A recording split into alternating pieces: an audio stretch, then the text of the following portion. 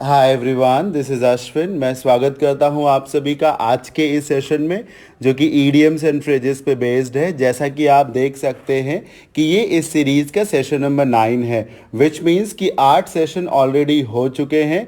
अगर आप में से जिन भी लोगों ने पिछले 8 सेशंस के वीडियोज़ ना देखे हों, those videos are also available on the channel page. अगर आपने उन्हें अभी तक नहीं देखा है तो ज़रूर देख लें, ताकि आपकी जो प्रिपरेशन है वो एक सही दिशा में आगे बढ़ सके। चलिए आज के सेशन को स्टार्ट करते हैं। और आप सामने स्क्रीन पे कुछ ईडियम्स ऑलरेडी देख रहे हैं, like take up the cudgels, dead in the water, green eyed monster, wash dirty linen in public, pipe dream. ये 5 ईडियम्स हैं और कुछ और भी ईडियम्स हैं। ये मैंने इसलिए सामने स्क्रीन पे ही आप सभी को दे दिए ताकि आपको ये पता चले कि किन किन चीज़ों को हम स्टडी करेंगे। यानी कि अगर आपको लगता है that it is going to be worth watching तो ही आप इसे देखें। अगर आपको लगता है नहीं मुझे ये सब मालूम है, तो ताकि आपको अपना टाइम वेस्ट करना ना पड़े। चलिए आज के इस सेशन को स्टार्ट करते हैं। और जो भी हमने टोटल ईडियम्स एंड फ्रेजेस रखे हैं, उनका मीनिंग, उनका लॉजिक, जो भी ट्रिक्स मुझे मालूम है वो, और जो इमेज के थ्रू, पिक्चर्स के थ्रू जो मैंने रेफरेंस देने की कोशिश की है वो भी, और बड़ी बात एग्जाम्पल्स के माध्यम से भी मैंने जो बताने का प्रयास किया है, इन सारी चीज़ों को समझने का प्रयास करते हैं। चलिए स्टार्ट करते हैं आज के इस सेशन को। जो भी लोग लाइव जुड़ चुके हैं उन सभी का welcome. Thank you so much for joining me live. Let's start it. The very first idiom in today's session is take up the cudgels. अब इसका मीनिंग क्या है, थोड़ा सा आप पिक्चर से भी समझ सकते हैं। और पहले तो आप मीनिंग पढ़ लीजिए। मीनिंग क्या है? आर्ग्यू स्ट्रांगली इन सपोर्ट और अगेंस्ट समबडी और समथिंग। मतलब किसी के सपोर्ट में या फिर किसी के खिलाफ में आवाज को बुलंद करना, अपना तर्क रखना, खुल करके या तो किसी का समर्थन करना या फिर खुल करके किसी का विरोध करना। मतलब एक कमांडिंग पोजीशन पे आना, फ्रंटियर बन के आना एक तरीके से। मतलब अपनी बात को रखना, खुल करके चैलेंज करना या फिर खुल करके किसी का समर्थन करना। खास तौर पे ऐतराज करने के लिए, लड़ने के लिए ही ज़्यादा इस्तेमाल होता है। मतलब एक तरीके से एक टफ स्टैंड लेना, अपनी बात को रखना और आर्ग्यू करना बहुत ही स्ट्रॉन्ग तरीके से, लॉजिक के साथ। कैसे समझेंगे इसको? पहली बात, जो टेकअप आप देख रहे हैं ना, टेकअप एक फ्रेज है, इसका भी अपना मीनिंग है। Like take up a job, take up a task, take up a duty. मतलब किसी कार्य को करना। टेकअप का मतलब है किसी कार्य को करना। और जो कजल्स वर्ड आप देख रहे हैं, कजल, CUDGEL, कजल का मतलब गदा से होता है। गदा आप समझ रहे हैं, हनुमान जी को याद कर लीजिए। हाँ, वही गधे की मैं बात कर रहा हूँ। वो एक प्रकार का वेपन है, औजार है, हथियार है। किसी भी मोटे हथियार को, चाहे वो एक लाठी हो, बहुत कुछ लोहे का पीस ऑफ आयरन हो, या जैसे कि कजल का मीनिंग गदा है, उसी से आप ले लीजिए। तो क्या मीनिंग है? आपने गदा उठा लिया है, तो या तो आप अगर धर्म की बात कर रहे हैं तो आप धर्म के लिए आपने गदा उठा ली है, और अगर अधर्म की बात कर रहे हैं तो अधर्म के खिलाफ आपने गदा उठा ली है। यही मतलब है, आपने गदा उठा ली है। अब अधर्म के खिलाफ आप लड़ाई लड़ेंगे और धर्म की स्थापना के लिए आप लड़ाई लड़ेंगे। अच्छाई के पक्ष में आप अपनी आवाज को बुलंद करेंगे और बुराई के खिलाफ आप अपनी जंग के का ऐलान कर देंगे, शुरुआत कर देंगे। तो मुझे पूरी उम्मीद है कि आप सबको इसका मीनिंग समझ में भी आ गया होगा और रेफरेंस जरूर समझ में आ गया होगा। कजल वर्ड को याद रखिएगा। राइट कॉर्नर पे जो पिक्चर है वो इसी चीज को दिखा रही है। उसमें दो लोग संभवतः गदा ही लिए हुए हैं, फाइट कर रहे हैं। यही है सामने वाले को चैलेंज करना, क्योंकि आपको लगता है कि आप ठीक हैं, इस वजह से आप सामने वाले को चैलेंज कर रहे हैं।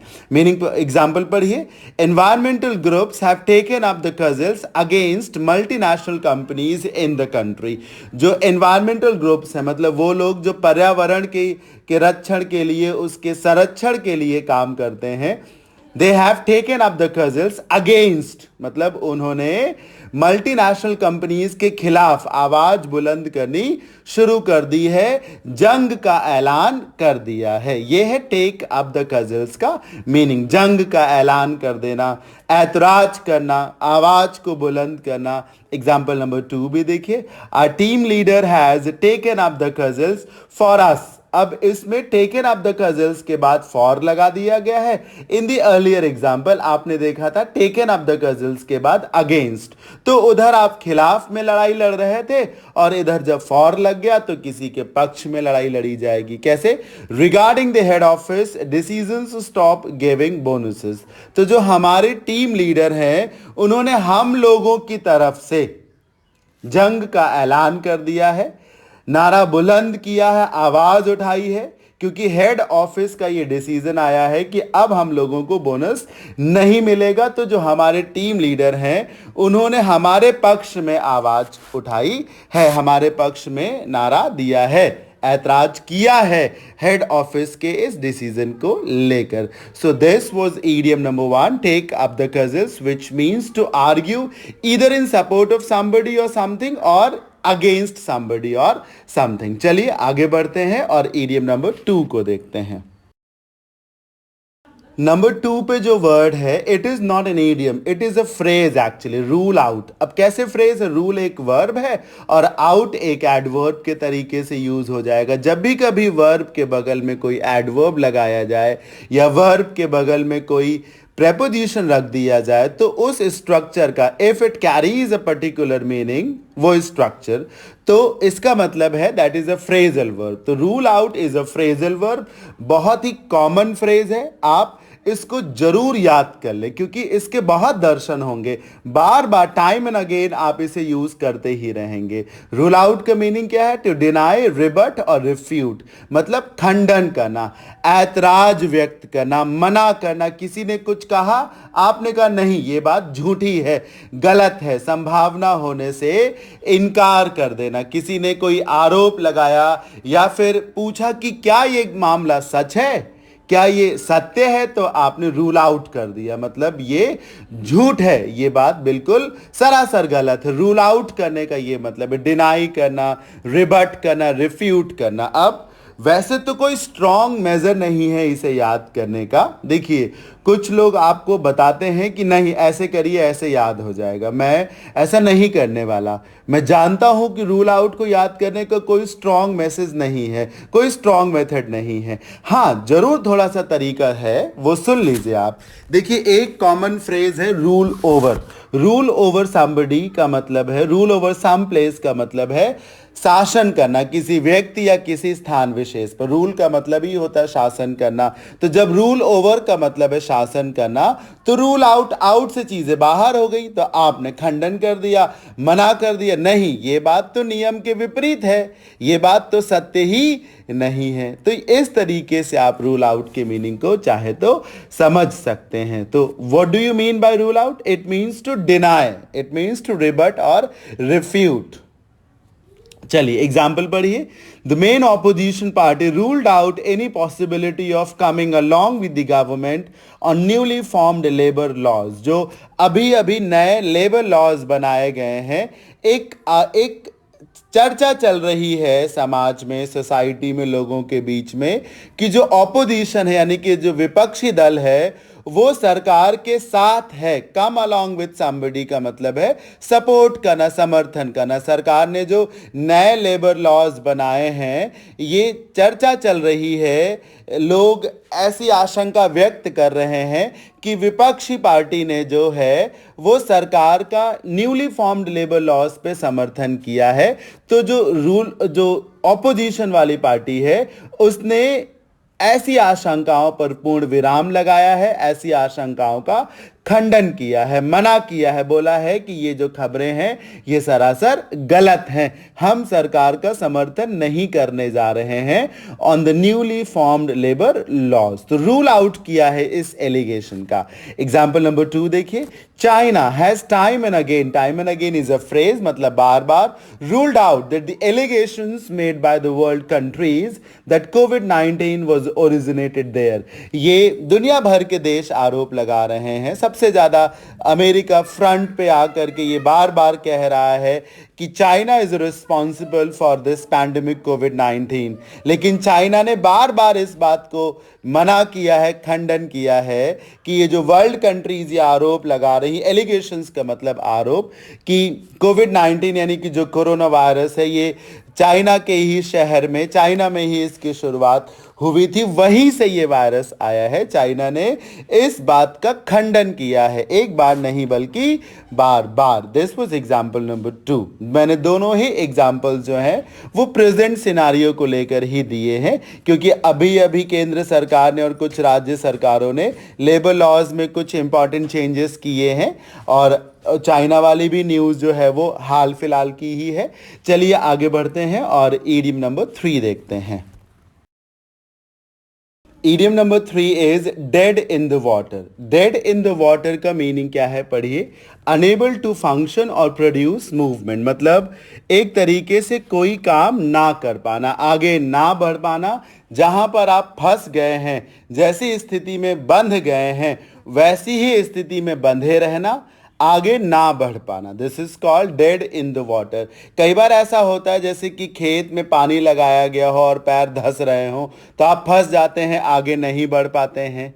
डेड इन द वाटर इसी को कहा जाता है। आप राइट कॉर्नर पे एक पिक्चर बनी हुई है, आप उसमें देख रहे हैं कि पानी है और उसमें हाथी का एक बच्चा जो है फंस सा गया है। उस पिक्चर को देख करके ये आपको लग रहा होगा कि वो चल नहीं पा रहा, बल्कि वो किसी तरीके से फंस सा गया है उसमें। तो this is called dead in the water, पानी में डेड हो जाना। पानी में डेड हो जाने का या तो मतलब ये हो सकता है कि कोई मर गया है, या तो फिर ये हो सकता है कि पानी भरा हुआ है और कोई उसमें तैर नहीं पा रहा है, आगे नहीं बढ़ पा रहा है, फंस सा गया है, स्टेशनरी हो गया है, स्टैटिक हो गया है, मूवमेंट रुक गया है। तो ये मीनिंग है इसका कि जब मूवमेंट रुक गया हो, प्रोग्रेस पूरी तरीके से रुक गई हो। जैसे देखिए ना, लॉकडाउन चल रहा है, सारा जो इकोनॉमिक प्रोसेस है वो पूरी तरीके से रुक चुका है। हमारा, आपका, सबका करियर, सबके अपने अपने बिजनेस, सबकी लाइफ, सबकी जॉब, सब कुछ एक तरीके से रुक सी गई है। ये है डेड इन द वाटर का मीनिंग। ये कोई पॉजिटिव ईडियम नहीं है, क्योंकि अगर प्रोग्रेस नहीं हो रही है, मूवमेंट नहीं हो रहा है, तो ये कहां से अच्छी बात है। तो डेड इन द वाटर का यही मतलब है, जब फंक्शनिंग रुक जाए, जब मूवमेंट रुक जाए, जब विकास या प्रोग्रेस रुक जाए, चीजें बिल्कुल स्टेशनरी हो जाए, स्टैटिक हो जाए। ठीक है ना। अब एग्जाम्पल देख लीजिए। The entire store is dead in the water, they are soon selling the shop. कैसे? जो स्टोर है उसमें कोई बिजनेस नहीं हो रहा, नए कस्टमर्स नहीं आ रहे हैं, कोई ग्रोथ नहीं हो रही, डेड इन द वाटर की स्टेट में स्टोर चला गया है। इसी वजह से जो स्टोर ओनर्स हैं वो बहुत जल्द जो है इस शॉप को सेल कर देंगे, यानी बेच देंगे। एग्जाम्पल नंबर 2 देखिए। द मूवमेंट आप किसी बड़े आंदोलन को कह सकते हैं। To bring peace in the city is dead in the water. कुछ लोगों ने ये प्रयास किया कि शहर में, सोसाइटी में शांति व्यवस्था को कायम किया जा सके। अब ऐसा लग रहा है कि उनका ये मूवमेंट, उनका ये एफर्ट जो है वो डेड इन द वाटर हो जाएगा, मतलब निराधार, निरर्थक हो जाएगा, बेकार हो जाएगा, आगे नहीं बढ़ पाएगा। क्यों? Primarily due to the issue of sectarianism. Sectarianism का मतलब होता है सांप्रदायिकता। जब लोग एक ही विचारधारा को मानने लगे, ऐसे में समाज का विकास कहाँ हो सकता है। तो ऐसा लग रहा है कि कुछ लोग जो इस सोसाइटी में, समाज में शांति व्यवस्था को स्थापित करना चाहते हैं वो ऐसा नहीं कर पाएंगे। क्यों? क्योंकि सांप्रदायिकता को बढ़ावा मिल रहा है सोसाइटी में। तो this was idiom number 3, dead in the water. I hope समझ में भी आया होगा आप सभी को।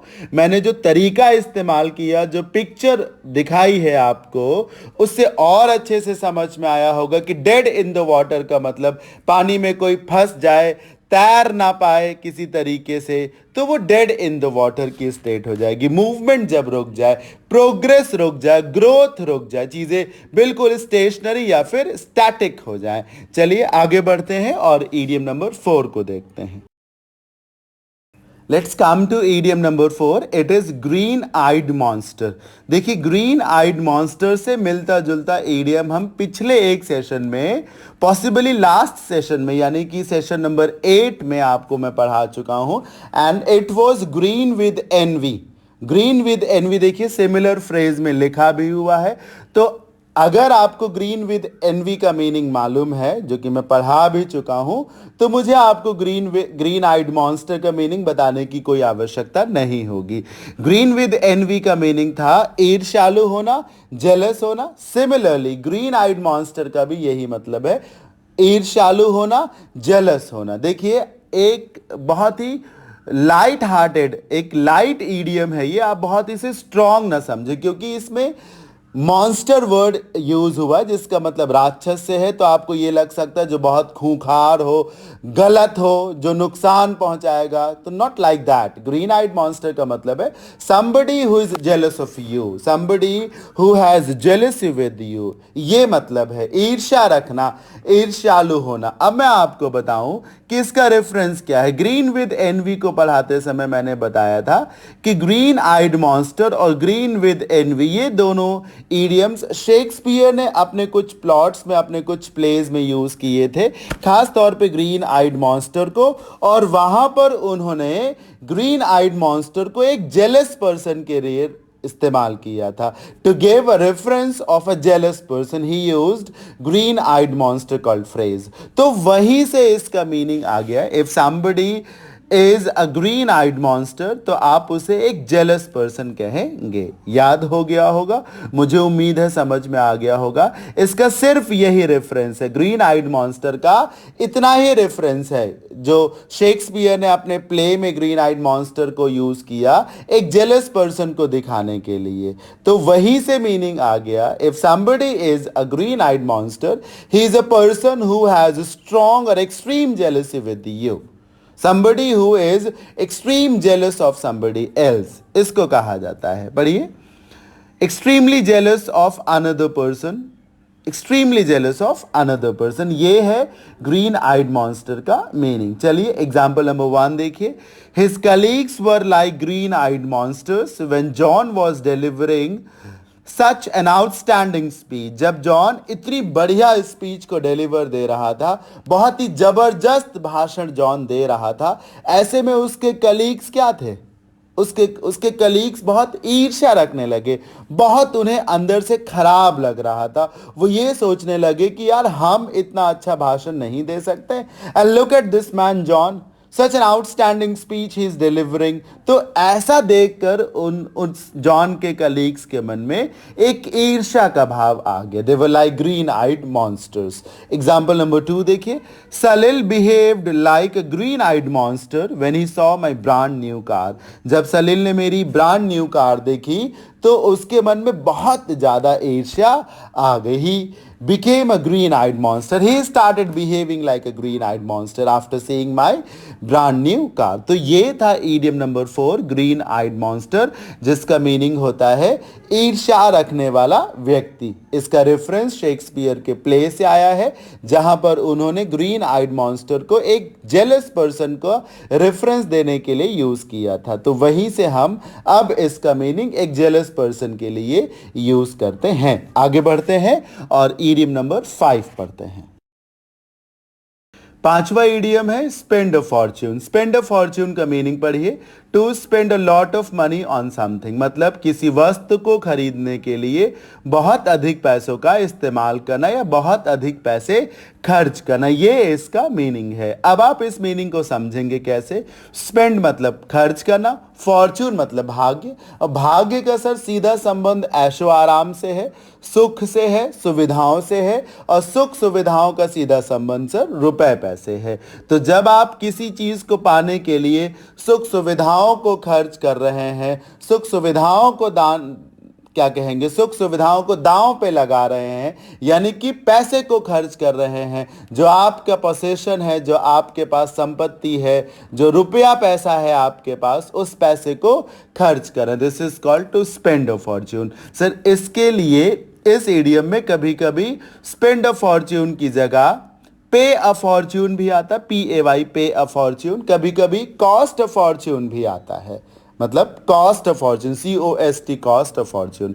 तो एक्सक्यूज मी, क्या सीखा आपने? स्पेंड ऑफ फॉर्च्यून का मतलब है किसी वस्तु को खरीदने के लिए या किसी इच्छा को पूरा करने के लिए बहुत पैसों को खर्च करना। देखिए अगर कम पैसे खर्च करने होते तो फॉर्च्यून वर्ड का इस्तेमाल क्यों किया जाता है ना, बहुत सारे पैसे खर्च करने पड़ रहे हैं, तभी तो भाग्य को लग रहा है कि दांव पे आपने लगा दिया है, बहुत अधिक पैसे खर्च कर रहे हैं। एग्जाम्पल नंबर 1 देखिए, everything available on this store cost a fortune, so we have to search for another. मतलब ये जो स्टोर है बहुत महंगा है, हर वो चीज जो इस स्टोर पे अवेलेबल है इट कॉस्ट अ फॉर्च्यून, मतलब इसको खरीदने के लिए आपको बहुत ऊंची बोली लगानी पड़ेगी, बहुत पैसा खर्च करना पड़ेगा। So it's better that we search for another, बेहतर होगा कि हम एक दूसरा स्टोर ढूंढ लें। एग्जाम्पल नंबर 2 देखिए, I spent a fortune to get an iPhone for my wife. कोई कह रहा है अपनी पत्नी को आईफोन दिलाने के लिए, अब आईफोन 10-15 हजार का तो आता नहीं, मतलब सस्ता तो आता नहीं, महंगा ही आता है। So what I had to do, I had to spend a fortune, या I spent a fortune to get an iPhone for my wife. अपनी पत्नी के लिए एक आईफोन खरीदने के लिए मुझे भारी भरकम राशि को चुकाना पड़ा, भारी भरकम राशि का भुगतान करना पड़ा। I had to spend a fortune. Similar idiom एक और है और वो है cost an arm and a leg. This is also very very important idiom. In fact मैं कहना चाहूंगा कि जो ईडियम में पढ़ा रहा हूं स्पेंड अ फॉर्च्यून, उसके कंपैरिजन में cost an arm and a leg ये ज्यादा इंपॉर्टेंट ईडीएम है। कैसे? ये पूछा ज्यादा गया है स्पेंड अ फॉर्च्यून के कंपैरिजन में। Cost an arm and a leg का मतलब भी होता है बहुत अधिक पैसे खर्च करना। कैसे? आर्म मतलब हाथ, लेग मतलब पैर। तो कुछ पाने के लिए जब किसी व्यक्ति को एक पैर और एक हाथ का बलिदान देना पड़ जाए तो वही हो जाएगा स्पेंड अ फॉर्च्यून या cost and arm and a leg. तो ऐसी चीजें बहुत महंगी ही तो हुई। यही था आज के सेशन के idiom number 5 spend a fortune का meaning, to spend a lot of money on buying something. Idiom number 6 is very important, wash dirty linen in public. इस ईडीएम को समझाने के लिए मैंने जो पिक्चर यूज की है, थोड़ा सा आपको अजीब भी लग सकता है, थोड़ा सा ऐतराज भी हो सकता है, बट आप ऐसा ना सोचें, मैंने कुछ सोच समझ के ही इस पिक्चर को इंसर्ट किया है। ठीक है, तो मैं जो समझा रहा हूं उसे बहुत अच्छे मन से समझने का प्रयास करें। आपको स्क्रीन पर इस इमेज में कुछ कपड़े दिख रहे हैं, जैसे कि सॉक्स हो गए और खास तौर पे कुछ अंडरगारमेंट्स दिख रहे हैं। अब आप समझिए सर, सॉक्स जनरली लोग जो हैं वो सबके सामने तो धुलते नहीं। क्यों? क्योंकि उनमें बदबू बहुत ज़्यादा आती है, बेइज्जती का बड़ा डर होता है। और undergarments because we use them for private parts, इस वजह से हम अंडरगारमेंट्स को भी सामने धुल करके फैलाना पसंद नहीं करते। जनरली कोई भी अपने अंडरगारमेंट्स जो है वो सामने तार पे नहीं डालता, कपड़ों के नीचे ही डालता है। क्यों? इसे आप अपनी संस्कृति भी समझ सकते हैं, समझ भी समझ सकते हैं। माना जाता है कि हर कपड़े को दिखाया नहीं जाता। बिल्कुल एग्जैक्टली यही मीनिंग है wash dirty linen in public का। लिनेन फैब्रिक को ही कहा जाता है कपड़े के लिए, डर्टी मतलब गंदा, वॉश मतलब धुलना, इसीलिए इस पिक्चर का भी यूज किया। और ऐसा नहीं है कि मैंने ये पिक्चर अपने मन से कहीं ढूंढी है, नहीं। जब आप भी मेरे तरीके से, मेरे जैसे इस ईडीएम को गूगल करेंगे तो अमंग मेनी पिक्चर्स आपको ये भी एक पिक्चर दिखेगी, इसके जैसी भी बहुत सारी पिक्चर्स दिखेंगी, इसलिए मैंने इसको यूज किया। तो अब आप समझिए, जिस प्रकार से सॉक्स और ये अंडरगारमेंट्स आप सबके सामने नहीं धुलना या सुखाना खास तौर पे नहीं चाहते, आप इन्हें छिपा कर ही रखना चाहते हैं, एक्सपोज नहीं करना चाहते।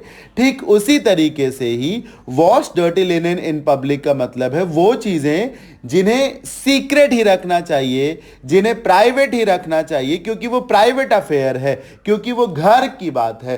तो घर की बात को सड़क पर लेकर आना, जो कि गलत है, यही इस ईडियम का मीनिंग है। Wash dirty linen in public का यही अर्थ है, घर का झगड़ा सड़क पर लेकर आना। घर की बात जिसे घर में ही रखा जाना चाहिए था, अगर रखा जाता तो बेहतर होता, उसे सड़क पर ले आना। Wash dirty linen in public का यही मतलब है। वो चीजें, वो बातें, खास तौर पे आर्ग्यूमेंट्स, मनमुटाव, लड़ाई झगड़ा, that which should be kept secret, that which should have been kept secret, उसे आप पब्लिक पे ले आए हैं, उसे आप सड़क पे ले आए हैं। तो ये है wash dirty linen in public का मीनिंग, मतलब घर का झगड़ा सड़क पर ले आना। वो बातें जो घर में रखी जानी चाहिए उन्हें सड़क पर लेकर आना, सबके सामने उनको शेयर करना, जिन्हें सबके साथ शेयर नहीं किया जाना चाहिए। मीनिंग पढ़िए, to discuss publicly matters that one should keep private और सीक्रेट। उन चीजों को जिन्हें प्राइवेट या सीक्रेट रखना चाहिए, पब्लिकली डिस्कस करना ही wash dirty linen in public का मीनिंग है। एग्जाम्पल नंबर 1 देखिए, listen, our relationship may have real problems, but it is unfortunate that you have chosen to wash a dirty linen in public। कोई अपने partner से ये कह रहा है कि सुनो, ये सच है कि हो सकता है हमारे संबंधों में कुछ समस्याएं हो, पर ये अनफॉर्चुनेट है, बहुत दुखद है, that you have chosen to wash a dirty linen in public, कि आपने ये चुना है कि हम अपने इन संबंधों को सड़क पर लेके जाएंगे, दूसरों से जिक्र करेंगे इनका। हाँ, हमारे बीच में कुछ मनमुटाव है, मिसअंडरस्टैंडिंग्स है, पर इसका यह मतलब नहीं हुआ कि हम अपने संबंधों की बातें, हम इन मनमुटाव को लोगों के बीच में लेकर जाए। इससे तो बात का बतंगड़ होगा, मजाक ही बनेगा। एग्जाम्पल नंबर 2 को देखिए, she decided not to take the family dispute to court. उसने ये तय किया कि वो घर के झगड़े को कोर्ट तक नहीं ले जाएगी। एज शी फियर्ड, क्योंकि उसे डर था, it would only lead to a lot of washing of dirty linen in public, क्योंकि इससे सिर्फ किरकिरी होगी, बेइज्जती होगी, घर का झगड़ा सड़क तक आएगा, घर की बातें, घर का मनमुटाव सड़क पे पहुंचेगा, लोगों को भी पता चलेगा। सो this was idiom number 6, wash dirty linen in public. Important और स्ट्रॉन्ग मीनिंग है। पिक्चर जो मैंने यूज की, अगर वो आपको थोड़ा भी ऑफेंसिव लगी हो तो I am sorry for that, लेकिन मैंने उसे लर्निंग पर्पस के लिए ही यूज किया है, and for no other reasons. चलिए आगे बढ़ते हैं, ईडियम नंबर 7 को देखते हैं। ईडियम नंबर 7 को पढ़ाने से पहले मैं आपको हमारे देश के एक मशहूर गीतकार गुलजार साहब के एक गाने का जिक्र करना चाहूँगा। और उस गाने के बोल कुछ इस तरीके से हैं कि आजकल पाँव जमी पर नहीं पड़ते मेरे, बोलो देखा है कभी तुमने मुझे उड़ते हुए। अब आप इस लाइन का क्या मतलब निकाल सकते हैं कि आजकल पाँव जमी पर नहीं पड़ते मेरे, बोलो देखा है कभी तुमने मुझे उड़ते हुए। यानी कि कोई अगर उड़ रहा है, जमीन पे नहीं चल रहा है, उसके पांव जमीन पे नहीं पड़ रहे हैं, तो मतलब वो बहुत ज्यादा आनंदित है, बहुत ज्यादा खुश है, गौरवान्वित है, बहुत ज्यादा एक्साइटेड है, हैप्पी है, डिलाइटेड है, इलेटेड है। यही इस ईडियम का मीनिंग है। टू वॉक ऑन एयर का मतलब है to feel excited, to be on cloud 9, to be very happy and excited, बहुत ही ज्यादा उन्मादी होना, डिलीरियस होना, एक्साइटेड होना, हैप्पी होना, इलेटेड होना, सुपर एक्साइटेड होना, है ना। तो वॉक ऑन एयर का यही मतलब है, बहुत ज्यादा आनंदित होना, कुछ बहुत अच्छी घटना घटी है और बहुत ज्यादा खुश होना। एक तरीके से जो पर्सनल हैप्पीनेस है उसको दिखाने का तरीका है to walk on air. Picture भी मैंने यूज की है, पिक्चर से भी आपको यही पता चल रहा होगा कि कोई बहुत ज्यादा खुश है, झूम रहा है, हवा में उछल रहा है ना। तो वॉक ऑन एयर का यही मतलब है, to be very excited, to feel very happy. Example number 1 देखिए, I have been walking on air since I found out that I have been awarded a scholarship to study music। मुझे जब से पता चला है कि मुझे म्यूजिक को पढ़ने के लिए एक स्कॉलरशिप मिल गई है। मेरा हमेशा से शौक रहा है म्यूजिक को पढ़ने का, और मुझे अब पता चला है कि मुझे स्कॉलरशिप मिलेगी और उसका इस्तेमाल करके I would be able to study music, I would be able to pursue my interest in music. इससे क्या है, मैं बहुत ज्यादा खुश हूं। एग्जाम्पल नंबर 2 देखिए, I have been walking on the air से। एग्जाम्पल नंबर 2 देखिए, she was feeling like walking on air after hearing the news of her passing the exams. Generally ऐसा ही होता है जब आपको पता चलता है कि आप एग्जाम क्वालिफाई कर गए हैं। अपने याद करिए 10th और 12th के रिजल्ट्स का, जब आपको पता चला कि आप पास हो गए हैं तो उछले उछले फिर रहे होंगे ना, एक जगह ठहर नहीं हो रहे होंगे, कूदे कूदे फिर रहे होंगे। This is called to walk on air, to feel very happy, to feel euphoric, to be very delighted, elated feel करना, एक्साइटेड फील करना। तो ये था walk on air, idiom number 7 का मीनिंग। जो नंबर 8 पे मैंने ईडियम रखा है, basically it is not an idiom, it is a phrase.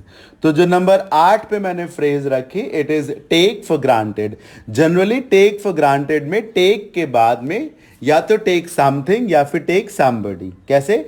Take something for granted, take somebody for granted, ये देखने को मिलता है। टेक समथिंग फॉर ग्रांटेड या टेक समबडी फॉर ग्रांटेड का क्या मीनिंग है, पढ़िए। To underestimate the value of something और समवन, किसी व्यक्ति अथवा वस्तु, वस्तु में खास तौर पे किसी मदद की ही बात की जाती है, कि किसी व्यक्ति अथवा वस्तु की वैल्यू को कम आंकना या कम कर देना, मतलब हल्के में लेना। एक कॉमन सा तरीका है जो मैंने अभी बोला, एक कॉमन सा फ्रेज है हिंदी में, किसी को हल्के में लेना, वैल्यू ना देना, यही कहा जाता है take somebody for granted, take something for granted. एक और आपने कहावत पढ़ी होगी, घर की मुर्गी दाल बराबर, ये भी इसका मीनिंग कहा जाता है कि वैल्यू ना देना। क्योंकि कहा जाता है कि जो चीज आपको मुफ्त में मिल रही है, जिसके लिए आपको प्रायः संघर्ष नहीं करना पड़ रहा है या करना भी पड़ रहा है तो बहुत हल्का संघर्ष करना पड़ रहा है, तो आप अक्सर उन चीजों को वैल्यू नहीं देते। देखिए, ग्रांट एक मदद है, ग्रांट वर्ड का इस्तेमाल मदद के लिए, हेल्प के लिए किया जाता है। अब और खास तौर पे वो मदद जिस पे आपको लग रहा हो कि ये मदद तो मिलनी ही मिलनी है हमको, मतलब जैसे सब्सिडी नहीं होती कि मिलनी ही मिलनी है, जिसके लिए हमें कोई संघर्ष भी नहीं करना पड़ेगा। तो हम अक्सर ऐसे एहसान को, जिसके लिए हमें गिड़गिड़ाना नहीं पड़ा है, किसी से कोई निवेदन नहीं करना पड़ा है, तो हम ऐसे एहसान को एहसान ही नहीं मानते हैं, हम उसे बहुत लाइटली लेते हैं, हम उसे बहुत हल्के में लेते हैं, कोई वैल्यू नहीं देते हैं। तो टेक समथिंग और समबडी फॉर ग्रांटेड का ये मतलब है, हल्के में लेना, वैल्यू ना देना, एहसान ना मानना, या घर की मुर्गी दाल बराबर, ऐसे विचार को अपनाना। एग्जाम्पल नंबर 1 देखिए, I feel like my boss is taking me for granted. मुझे ऐसा लगता है कि शायद मेरे बॉस मुझे हल्के में ले रहे हैं, एक्सक्यूज मी, मुझे ऐसा लग रहा है या लगता है कि जैसे मेरे बॉस मुझे हल्के में लेते हैं, कोई वैल्यू नहीं देते हैं। क्यों ऐसा लगता है? I work harder than anyone else, क्योंकि मैं किसी और की तुलना में ज्यादा मेहनत करता हूं, but my salary is still below average, लेकिन मेरी सैलरी अभी भी औसत से कम है। तो क्यों ऐसा है? मैं जब दूसरे एम्प्लॉयज के कंपैरिजन में ज्यादा मेहनत करता हूं तो I should be paid a handsome amount, और मेरी सैलरी तो बिलो एवरेज है। तो ऐसा क्यों है?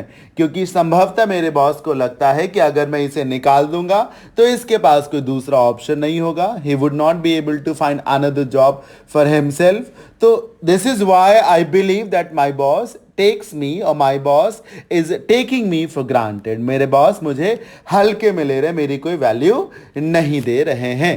ये था एग्जाम्पल नंबर 1 का meaning. Let's read out example number 2, let's understand what it means to say. I think that you take your husband for granted.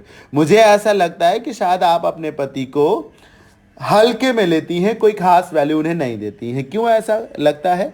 Because he is always sending you flowers and doing nice things for you, क्योंकि वो जब देखो तब आपके लिए फूल भेजते रहते हैं और अच्छी अच्छी चीजें भेजते रहते हैं, अच्छे अच्छे काम करते रहते हैं आपके लिए, but you never appreciate it. लेकिन तुम कभी उन अपने अपने हस्बैंड की इन सारे चीजों को कभी अप्रिशिएट नहीं करती। Why so? If you do so and you do so, it means you take your husband for granted. तो which is not good, आपको ऐसा नहीं करना चाहिए. तो किसी को हल्के में लेना, किसी को वैल्यू ना देना, ये था आज के सेशन के 8 नंबर फ्रेज का मीनिंग. टेक समबडी और समथिंग फॉर ग्रांटेड. आगे बढ़ते हैं और बची हुई 2 और फ्रेजेस भी पढ़ लेते हैं. Idiom number 9 is a pipe dream. It is a very very important idiom. आप इसे ध्यान से समझें, इसे नोट डाउन भी कर सकते हैं. पाइप ड्रीम का मतलब है अ ड्रीम और फैंटेसी, एक सपना या फिर एक कपोल कल्पना. मतलब एक ऐसा सपना आपने देख रखा या देख रहे हैं जो कि संभवतः पूरा नहीं होना है. Something that is unlikely to accomplish, something that is very difficult to achieve, something that is impossible to be achieved. ये है पाइप ड्रीम का मीनिंग. एक सपना विच इज इम्पॉसिबल और very very difficult to fulfil, ये है pipe dream का meaning. एक ऐसा सपना जिसे पूरा करना बहुत मुश्किल हो, एक असंभव सपना, एक असंभव दुनिया, एक असंभव सपना देखना, ये पाइप ड्रीम का मीनिंग है. इसका रेफरेंस क्या हो सकता है मैं आपको बता रहा हूं. पाइप को आप एक दूरबीन से रिलेट कर लीजिए. पाइप, आप एक होल है, पाइप है, उससे देख रहे हैं. आप इसे बाइनोकुलर्स, दूरबीन से रिलेट कर लीजिए. अब आप बाइनोकुलर्स या टेलीस्कोप से रिलेट कर लीजिए. अब आप टेलीस्कोप से देख रहे हैं, सूरज को देख रहे हैं, चंद्रमा को देख रहे हैं, अलग अलग स्टार्स को, प्लैनेट्स को देख रहे हैं. पर क्या पॉसिबल है कि आप उस चंद्रमा, उस सूरज या उन प्लैनेट्स तक पहुंच सके? संभवतः नहीं. और अगर पॉसिबल भी है तो हजारों में किसी एक के लिए पॉसिबल है. मतलब बहुत मुश्किल है. अगर संभव भी है तो बहुत ही डिफिकल्ट है, बहुत मुश्किल है उसे पूरा कर पाना, वरना संभव ही नहीं है. आप टेलीस्कोप से दूर जो सूरज है, चंद्रमा है, सन है, मून है, अदर एस्टेरॉइड्स हैं, प्लैनेट्स हैं, हेवनली बॉडीज हैं, उन्हें देख तो सकते हैं, but you can not be there, you can not touch them, you can not go there. तो आप एक ऐसा सपना देख रहे हैं जिसे पूरा नहीं कर सकते हैं, और अगर कर सकते हैं तो बहुत मुश्किल लगेगी उसे पूरा करने में. यानी कि बेहतर है कि उसे पूरा करने का प्रयास भी ना किया जाए. एग्जाम्पल नंबर 1 देखिए. As she bent her head to receive the gold medal, she realized that competing for her country in the Olympics was no longer a pipe dream. बहुत ही पॉजिटिव सेंटेंस मैंने लिखा है. कैसे? As she bent her head to receive the gold medal. जब किसी को कोई medal पहनाया जाता है तो वो अपने सिर को झुकाता है. बेंड योर हेड का यही मतलब है, अपने सिर को झुकाना. तो उसने, उस प्लेयर ने, उस एथलीट ने अपने सिर को झुकाया गोल्ड मेडल को रिसीव करने के लिए. तो उस वक्त उसे ये एहसास हुआ कि जब वो इस कंपटीशन में गोल्ड मेडल जीत सकती है, इसका मतलब है कि वो ओलंपिक्स में भी अपने देश को रिप्रेजेंट कर सकती है, पार्टिसिपेट कर सकती है. तो प्लेइंग इन ओलंपिक्स और representing her country in the Olympics is no longer a pipe dream. इसे अचीव किया जा सकता है. जब यहां गोल्ड मेडल जीता जा सकता है तो ओलंपिक्स में भी खेला जा सकता है, वहां भी अच्छा परफॉर्म किया जा सकता है. तो प्लेइंग इन ओलंपिक्स और winning medals in Olympics is not a pipe dream at all. ये था एग्जाम्पल नंबर 1 का meaning. Let's read out what example number 2 wants to say. She had wanted to be a ballet dancer. Ballet dancer आप समझते हैं, ballot dancers होती हैं, जैसे आप जानते होंगे. When she grew up, उसने ये पहले से सोच रखा था कि जब वो बड़ी होगी तो बैले डांसर बनेगी. But as she got older, लेकिन जैसे जैसे उसकी एज बढ़ी, वो यंग हुई, शी रियलाइज्ड, उसे लगा that it was nothing but a pipe dream. वो कुछ नहीं था सिवाय एक पाइप ड्रीम के, क्योंकि वो बैले डांसर नहीं बन पाई for some reasons. Similar phrases हो सकती हैं क्या? When pigs fly. ये जो ईडियम है व्हेन पिग्स फ्लाई, मैं इस ईडियम को पिछले किसी सेशन में पढ़ा चुका हूं. I don't exactly remember in which session I have done so, लेकिन पिछले एक सेशन में ईडियम्स एंड फ्रेजेस के व्हेन पिग्स फ्लाई, इस ईडियम को मैं पढ़ा चुका हूं. कैसे? पिग्स यानी कि सुअर. क्या सुअर कभी उड़ सकते हैं? यानी कि कपोल बात हो गई, झूठी बात हो गई. व्हेन हेल फ्रीजेस ओवर, जब नर्क जो एक तरीके से जम जाएगा, तो क्या जम सकता है नर्क? नहीं जम सकता है ना. तो ये वो सारी चीजें हैं जो झूठ हैं, जो पूरी नहीं हो सकती. तो ये था आज के सेशन के इडियम नंबर 9, पाइप ड्रीम का मीनिंग. एक कपोल कल्पना, एक सपना that it's not going to be accomplished. मैं आज दिन में एक वीडियो देख रहा था यूट्यूब पर। कुछ टीचर्स यूट्यूब पे बहुत पॉपुलर है, इंग्लिश के ही एक टीचर का वीडियो देख रहा था। मैं ये नहीं कहना चाहूँगा कि वो स्टैंडर्ड या रेलेवेंट कंटेंट नहीं पढ़ा रही थी। हाँ, वो निश्चित रूप से वो जो टीचर है वो रेलेवेंट कंटेंट ही पढ़ा रहे थे, लेकिन प्रॉब्लम ये थी कि वो एक एवरेज कंटेंट था, मतलब जिसे आसानी से समझा और समझाया जा सकता है था। लेकिन अपने उस पूरे लेक्चर के दौरान उन्होंने एक बार भी कहीं भी ये जिक्र नहीं किया कि हाँ, ये अच्छा इंपॉर्टेंट कंटेंट होने के साथ साथ इजी टू अंडरस्टैंड भी है, आप आसानी से इसे समझ भी सकते हैं, संभवतः आपको ऑलरेडी मालूम भी होगा। बस वो ये बार बार बता रहे थे, इनफैक्ट बता रही थी कि मैं चूंकि आपको ये चीज समझा रही हूं, इस वजह से आपको ये इजी लग रहा है। मैं देखिए कितना बढ़िया रिलेट कर रही हूं, इस वजह से आपको ये इजी लग रहा है। लाइक अब सामने आपके ईडियम नंबर 10 है फेयर वेदर फ्रेंड। मुझे उम्मीद है अगर मैं आपको इसे ना भी पढ़ाऊं तो भी 90% of you, at least 90% of you मालूम है कि फेयर वेदर फ्रेंड का मतलब है एक ऐसा दोस्त जो सुख का साथी हो, जो अच्छे समय में आपका साथ निभाएगा।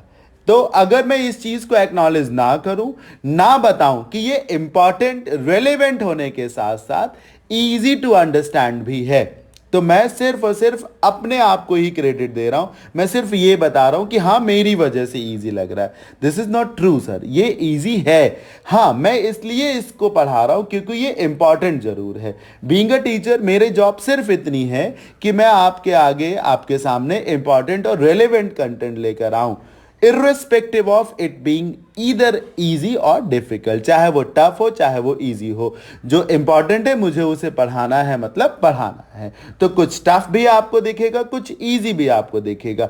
जब जब इजी होगा, एवरेज होगा, मैं स्वयं बताऊंगा कि ये एवरेज है, ताकि अगर आप उसे एवरेज नहीं मान रहे हैं तो आपको एहसास हो कि आप एक गलती कर रहे हैं। हर चीज को टफ मानेंगे तो इससे आपको नुकसान है। जो टफ है सिर्फ उसे ही टफ कंसीडर किया जाना चाहिए, जो इजी है उसे इजी ही कंसीडर किया जाना चाहिए। चलिए पढ़ते हैं फेयर वेदर फ्रेंड, जो कि आज के सेशन का लास्ट ईडियम है।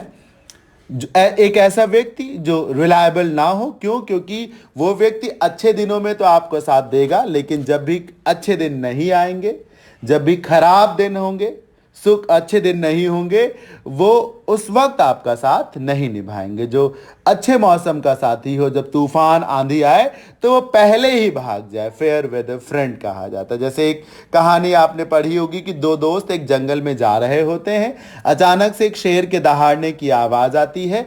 ऐसा होने पर एक दोस्त बहुत तेजी से दूसरे दोस्त का साथ छोड़कर जो है एक पेड़ पे चढ़ जाता है ताकि वो अपने आप को बचा सके। फेयर वेदर फ्रेंड इसी को कहा जाता है। चलिए मीनिंग पढ़ लेते हैं, खाना पूर्ति कर लेते हैं। Someone who abandons you at the time of utmost difficulty. Utmost मतलब बहुत ज्यादा, और अबैंडन करने का मतलब त्याग देना। एक ऐसा व्यक्ति जो अटमोस्ट डिफिकल्टी के समय, बहुत अधिक कष्टों के समय आपका त्याग कर दे, आपका छोड़ दे, ये इसका मीनिंग है। एग्जाम्पल नंबर 1 देखिए। I was hit by an accident and I was hoping that my friend Richa to help me.